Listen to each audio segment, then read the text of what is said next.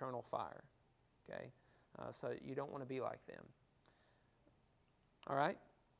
And then after that, he says, in like manner, these people. So these people are probably referring to the false teachers he's arguing against. Okay? In like manner, so like Sodom and Gomorrah, like the angels, like those who didn't believe, these people also, relying on their dreams, defile the flesh, reject authority, and blaspheme the glorious ones. Okay, so he's bringing these examples in to say, these people who are teaching you falsely are doing the same kinds of things. And look what happened to those who did those things. You don't want to be like them. And then he talks about blaspheming the glorious ones. And he brings in who? And what is Michael doing? This has always been interesting. This is like one of the light bulbs went off for me one time. Good. It talks about Michael the archangel and his disputing with Satan over the body of Moses.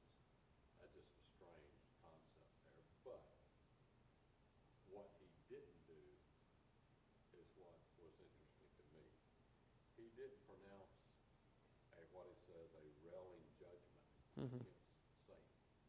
Of all the people, of all the beings to pronounce a railing judgment, which I would assume is something like, well, you're just going to hell. Right. Or something to that effect. Sure. He didn't make that. He said, let the Lord be your judge. Yep. And I think that's something that we on this earth need to be careful of.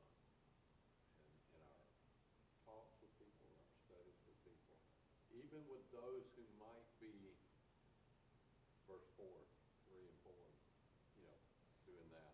Yeah. Let the Lord be the judge.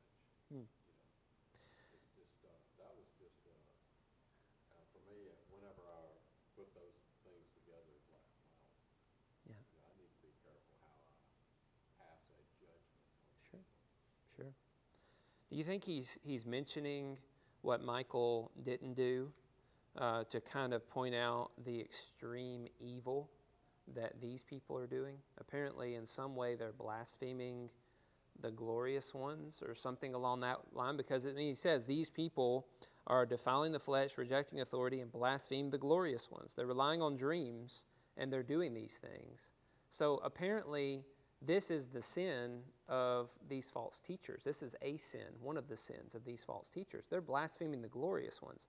We don't really teach against blaspheming the glorious ones. I mean, I've never heard that from a pulpit for somebody to teach us. We got to be careful not to blaspheme the glorious ones. Like, who are the glorious ones? Well, apparently the devil was one of those who were being mentioned as be careful not to blaspheme. So the glorious ones, whoever they are, don't pronounce judgment against them. Let God handle that, Fascinating. I don't know. I'm not going to tell you who it is or what it's all about. Maybe divine counsel, maybe something like that. I don't know. But very interesting information there, that these people are so bold and so proud and so arrogant and feel like they have such authority and such command because of a vision or a dream that's given to them, that they can speak in this way that is blasphemous. And he's saying that they're going to be destroyed.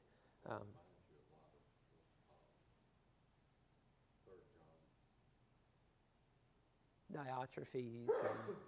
Yeah. That guy. Yeah. You know how he had taken upon him, and he was throwing people out of the church. Yeah.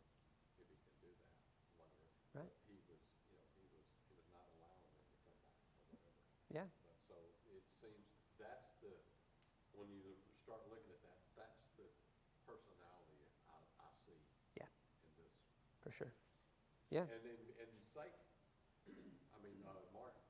Michael the archangel didn't even take it upon himself to do I know. that. I know. To Yeah. go that far to the one that you would think anybody could say. Yeah. But he chose not to. Yeah. The Lord rebuked him. That's right. Yeah, Michael seems to be an archangel, which is kind of the idea of being, at the top level angel. As far as angels go, he's like one of the very top ones. And here he is having all this power, and yet he is not pronouncing judgment. He doesn't, and I think that's an example of humility and unwillingness that I think you're right. We should have in ourselves, that we're not pronouncing judgment against things that we don't, people, beings that we don't even understand. How ridiculous would that be? Okay. All right. Then you have, okay, go ahead. A lot of similarities to 2 Peter 2. Oh, yeah. With the same idea of glorious, greater spiritual beings and blaspheming men, Yep. and the danger of that. Yeah. It's another one that goes back and grabs a lot of examples real similar to this. Probably a little more even keel examples than what we have here, maybe some more radical Yeah. examples to get people's attention. Absolutely. Because of what they were doing. But 2 Peter 2 is basically almost the same statement. Yeah, you do have very similar ideas in 2 Peter. So the judgment and preparing and guarding against false prophets and false teachers is in 2 Peter as well. So very similar terminology being used, because these are the examples that we have to warn us and prevent falling into that. It's really a better definition than the word false teacher. To go Yeah. ahead and state what, that's kind of like a soft statement of that. You're just a false teacher, even though it carries a terrible connotation. But let's face it, what they're doing, they're rebellious, just like what's here, and they're rebelling against spiritual beings they're so much greater than them. Yep. And they just don't have it. It's not like they just have it wrong. And so we probably need to make sure we think about those things if we were to ever use the term. Yeah. You're a false teacher. This is telling what a false teacher is. Right. Yeah, I mean, the list just goes on. I mean, there's so many different ways this is describing false teachers. Obviously, they are very authoritative. They think they know everything. They are bold. They are blasphemous. They are indulging in the lusts and the defilements of the flesh and unnatural desires and things of that nature. They are like, he says, Cain, in the way of Cain, who, after God didn't accept his sacrifice and he accepted Abel's, decided, hey, I'm going to just murder Abel. That'll make it all better.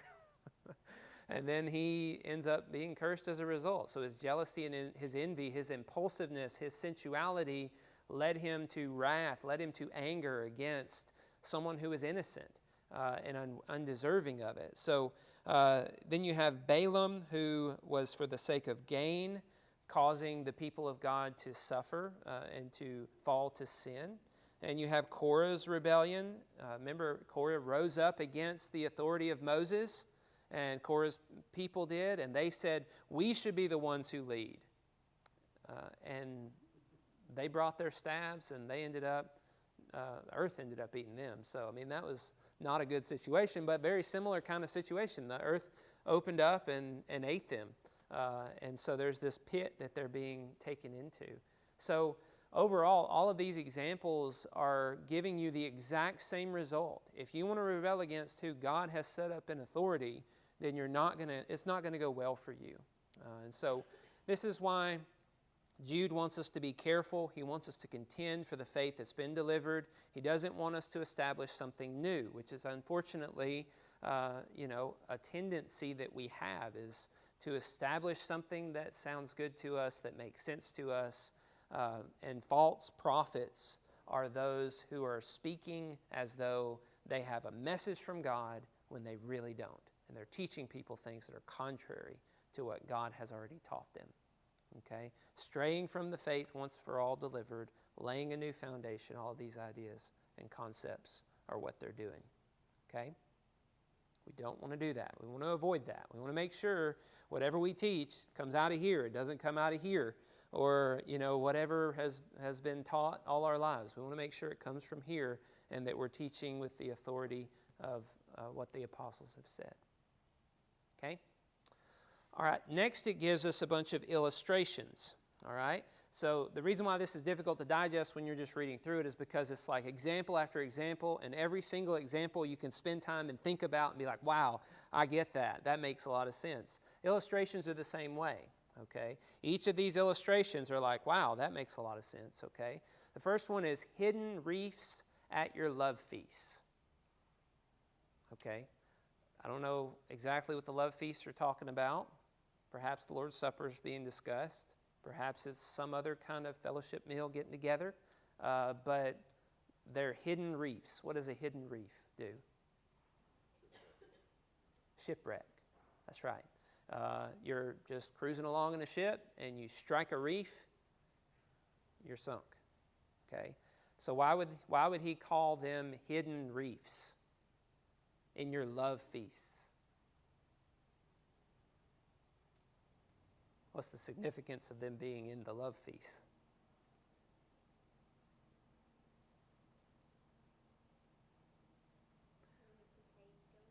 Okay, there's some, yeah, maybe so. There's something that's going on that is causing perhaps division. We're going to see that later. He's going to talk about there being division and all kinds of different ungodly things that are going on. They're causing people to sink, you know. They're causing people to fall. They're causing people to lose their faith. They've crept in unnoticed, you know. They're hidden reefs, all right? So that picture and that illustration, I think, is really fascinating to think about, that there was somebody among them who looks the part, but underneath there's some kind of envy or jealousy like Cain, and they're going out to try to kill your spiritual, your faith and your spirituality. They're very worldly and focused on the things of this world and gain for themselves like Balaam, and so they're going to do whatever it takes, even if that means wrecking your faith. Okay? So hidden reefs at your love feast, I always think that's probably one of the more interesting illustrations that you read in the scriptures. Then shepherds feeding themselves. You get the picture of shepherds who are devouring the sheep when they're supposed to be taking care of the sheep. That's very similar to Ezekiel and other prophets who talked against those kind of behaviors. Waterless clouds swept along by winds. What do you think that, why does he say that? Yeah. Like, oh man, we're in this huge drought. Oh, look, here comes a cloud. Yes, finally it's going to rain. And then no rain comes. Okay? So how does that relate to these false prophets and false teachers? What do you think? Good. Exactly. They're not providing the nurturing and the compassion and the love and the truth in a way that's actually going to stimulate growth. They are empty. They're repeating the things that make everybody feel good, and they're patting themselves on the back, saying how good of people we are, whenever in fact they're horrible people and they're not learning and they're not growing and becoming what they ought to be. Okay? So they're not providing the nourishment that's needed for actual spiritual growth. And so they're swept along by winds. Why does he say it like that? I think of the phrase trending. They teach what's trending. That's all they care about, you know. They're pushed around by what's popular, and they pushed away from whatever is not popular. They don't teach what the truth says. They teach what everybody wants to hear. Okay, and so he's speaking against them by saying that. And then wild waves of the sea casting up foam. Okay, why does he use this illustration? What does that make you think of? It's just going to be valueless, no value. Yeah. All show. Yeah. Nothing substance. Yeah. Think of how destructive waves can be sometimes, maybe. Wild waves. I mean, that kind of description as in this translation, in the translation I was looking at, I found that interesting. Casting up the foam of their own shame. Foam is for sure like empty. I mean, it's like, it's nothing. It's fluff, you know. Well, a wild wave, you couldn't navigate it. You couldn't go through Yep. it. Yep. You just Yep. would avoid it, use it at the same terms. Yeah. I kind of think about James. He talks about people who are double-minded. They're like tossed on the waves, you know, to and fro on the waves. They don't really know what the truth is. They just kind of shift around and say a bunch of things that sound good in the moment, instead of actually spending the time to understand the truth and being anchored in the truth. They're just drifting wherever the waves take them. So those kind of thoughts.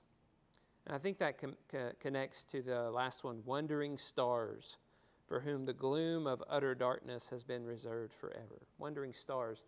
Why would he talk about wandering stars? Well, they go out in the darkness and they're gone forever. Okay. Yeah, and that's the judgment, that for whom the gloom of utter darkness has been reserved forever. Or for a sailor, they would use the stars to navigate. Yeah. So to get you started going somewhere, then they're gone. Yeah. And so they, once again, you're wishing you had never gotten to fall that way. Maybe you go hit the reefs Yeah. because of it, and Yeah. it takes you in a direction you shouldn't go. Right. Yeah, they were used for navigation. So if they're wondering, they're not going to help me. You know, we want the North Star that stays where it's supposed to be as the whole Earth rotates, you know.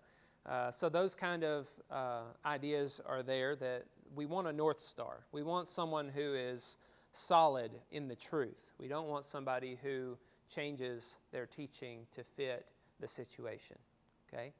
A lot of people today perhaps could be characterized this way. Certainly the prosperity preachers, health and wealth people will tell you everything that you want to hear so that you'll give them lots of money. So certainly they would fall into all of these categories as being someone who is detrimental to the faith, who will cause shipwreck, because they're teaching you that if everything's going well in your life, it's because God loves you, and if everything goes wrong in your life, it's because you're doing something wrong. You need to give more money. You need to show more faith, you know. And their healing and all of those kind of things are usually wrapped in this statement that you have to have enough faith in order to be healed and things like that. So they're really causing a lot of damage to people's faith. So I would say that those kinds of false teachers or false prophets, they even prophesy all these kind of crazy things. They would certainly fall into these categories of judgment, which is really bad. Okay? All right? Then finally we have Enoch and the seventh from Adam prophesying. Again, don't have this in the Old Testament. All it says in the Old Testament about Enoch is he walked with God and he was not, for God took him. But apparently Enoch also said, the Lord comes with 10,000 of his holy ones to execute judgment on all and to convict all the ungodly of all their deeds of ungodliness that they have committed in such an ungodly way, and of all the harsh things that ungodly sinners have spoken against him. So there's a statement of judgment against everybody who is wicked. And then he describes these evil people as grumblers, malcontents, following their sinful desires, loudmouth boasters, showing favoritism to gain advantage. And he predicts that, or he says the apostles predicted these scoffers who divide people, who are worldly and who are devoid of the Spirit. So all of these are descriptions of these evil people. And so we want to be careful not to fall into any of these categories. Easy for us to be grumblers, easy for us to not be content. But I would say that this is, their grumbling and their malcontent has some evil intention that's tied to it. And we got to be really careful not to fall into that trap and not to listen to and follow people who are like that. Those types of people are trying to bring about change in a way that is going to lead people astray. In some cases, we need to change. In some cases, we need to see the problems we're making, and we need to promote, some different course of action. But these people have some other issues that are going on. They're very selfish and self-seeking. So we don't want to be like that. Okay. All right. That's pretty much the end. The very end is really just the conclusion, saying God's watching over us, trying to help us remain faithful. So he knows how to preserve us and protect us, so we want to trust in him. And that is pretty much the book of Jude. I think that's all we have time for. We will start and see how far we get with Revelation. I'd like to get through the first 11 chapters and at least get that far, cover the first half of the book. If we don't, that's fine, but I will try to make that kind of progress. I do not plan to dive deep into the interpretation of the signs or anything like that. It's really intended to be high level. So hopefully that will work out well. Thank y'all.